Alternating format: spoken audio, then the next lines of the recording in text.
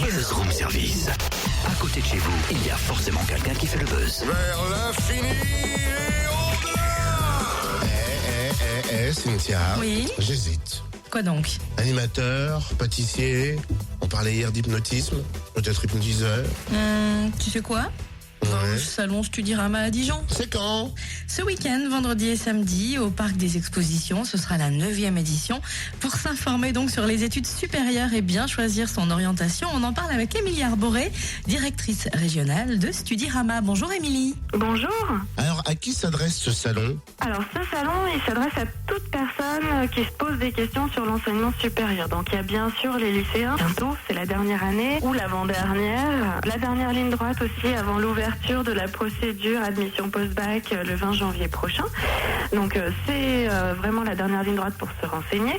Les parents, bien entendu, puisque sur les années précédentes sur le salon, on a beaucoup de parents qui sont venus pour poser eux-mêmes des questions, pour suivre un peu les choix de leurs enfants, pour s'informer des différentes procédures et des différentes formations qu'il existe. Et puis également pour les étudiants, puisqu'on a encore aujourd'hui beaucoup d'étudiants qui, en cours d'études, soit souhaitent se réorienter complètement, soit donc cherchent des passerelles existantes, ou encore des étudiants qui cherchent une poursuite d'études. Donc j'ai un bac plus 2, un bac plus 3, je cherche une formation, encore quelques années, une spécialisation. Eh bien c'est toutes ces personnes qu'on accueille chaque année sur le salon Studirama de Dijon. Oui, mais alors comment s'y retrouver? Parce qu'il y aura de nombreux établissements présents et moult formations proposées. Oui, en effet, il y a plus d'une centaine d'établissements qui sont présents et donc cela représente plus de 600 formations. Alors pour ceux qui savent exactement ce qu'ils veulent faire, c'est assez simple, il suffit de se présenter à l'accueil du salon, de prendre le plan et donc d'aller sur le pôle qui les concerne, par exemple le pôle dédié aux sciences.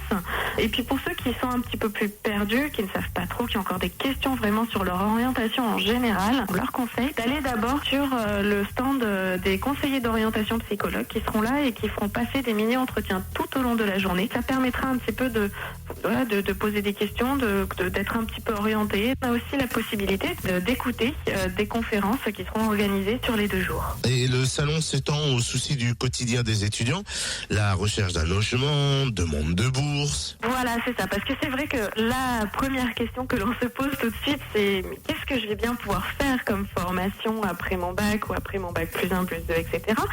Mais réussir ses études, c'est aussi réussir son intégration dans la vie étudiante. Donc souvent, il y a la question du logement qui se pose, la question du financement. Donc là, c'est les bourses, les jobs. Il y a aussi la question de tout ce qui est formation en apprentissage. Donc c'est chercher une entreprise, réaliser un CV, des lettres de motivation, etc.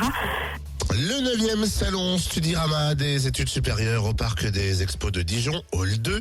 Ce sera vendredi de 9h à 17h et samedi de 9h30 à 17h30. L'entrée est gratuite. Plus d'infos sur le www.studirama.com. Et ne ratez pas le coche car le portail admission post-bac ouvre déjà le 20 janvier. C'est donc maintenant qu'il faut recueillir tous les renseignements liés à votre orientation. Waouh, tu fais bien le prof. Tu sais quoi? Laisse tomber pâtissier, péotiseur et même animateur. Je te verrai bien dans l'éducation nationale. Ah non.